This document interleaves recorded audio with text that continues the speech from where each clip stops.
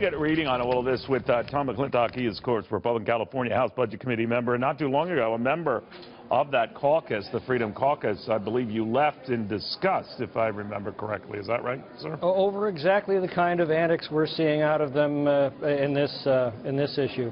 All right. So when you hear that the Speaker and the Vice President are trying to broker some sort of agreement, understanding regarding the caucus and how to proceed from here, what do you make of that?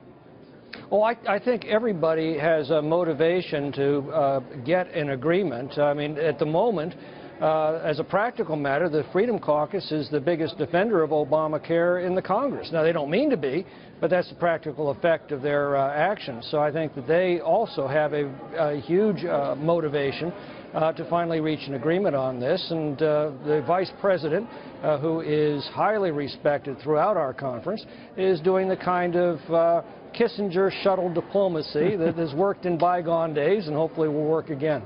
Now, if they do make amends here, would you consider rejoining the caucus? Oh, no, of course not. You know, their motivations are great. Their strategies are counterproductive.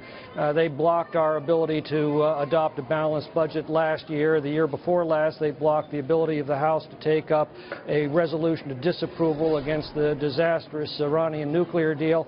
You know, I think the best way to describe them is the way Benjamin Franklin once described John Adams. He said, "Mr. Adams has the best interests of our country at heart. He is always an honest man, often a wise one. But in some things, and at some times, he is completely out of his senses."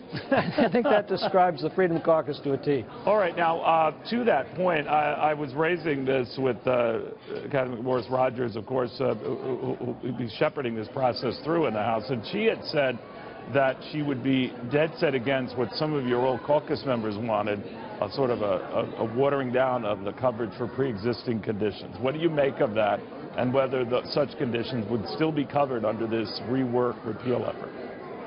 Well, I think it's going to be very important that we not leave anyone in the lurch, and the pre-existing conditions problem was one of the reasons that we got Obamacare in the first place. So we've got to be very certain that those with pre-existing conditions still have access to health care at an affordable price. I think we do that in the AHCA. By moving the costs of providing those pre-existing conditions out of the premium base. That will bring premiums down, and placing it instead in the Patient State Stabilization Fund, which is a block-granted federal grant, which will go to the states. I'm sure you heard that the president has a very big infrastructure plan. He gave the scantest details today that it's going to be over $1 trillion, that it will include cyber, utility-type restructuring, all of that, beyond just roads and bridges. How do you feel about that, and where will the money come from?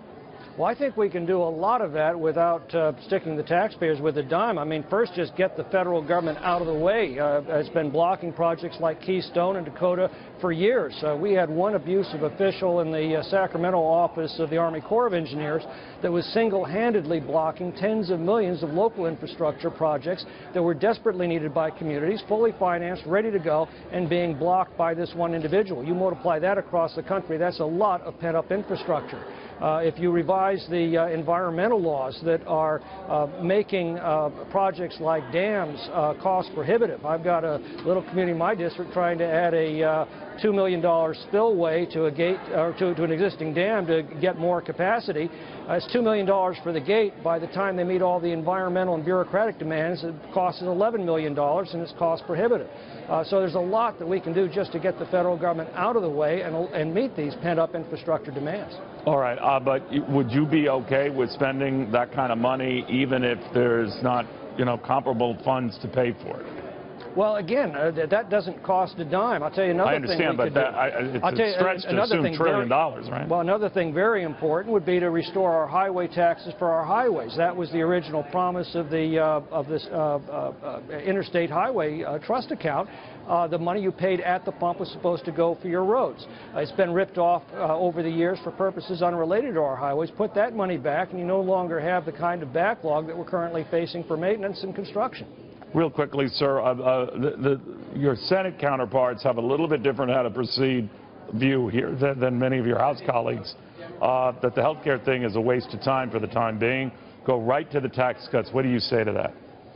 Well, there was an old wine slogan years ago, we will sell no wine before it's time. Well, that's the deliberative process in a nutshell that's continuing to go on. When it's concluded, I think we'll have a product that will mean a big improvement in the choices that are available to patients and the cost that they have to pay for that health insurance.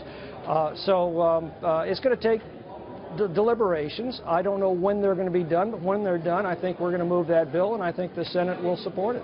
You're a very well-read, literate guy. I appreciate that, Congressman. I watch you a lot, Neil. Oh, there you go. So you can't be all bad, right? Sir, thank you very, very much. I appreciate it. I love the Adams comments, too. I'd forgotten that.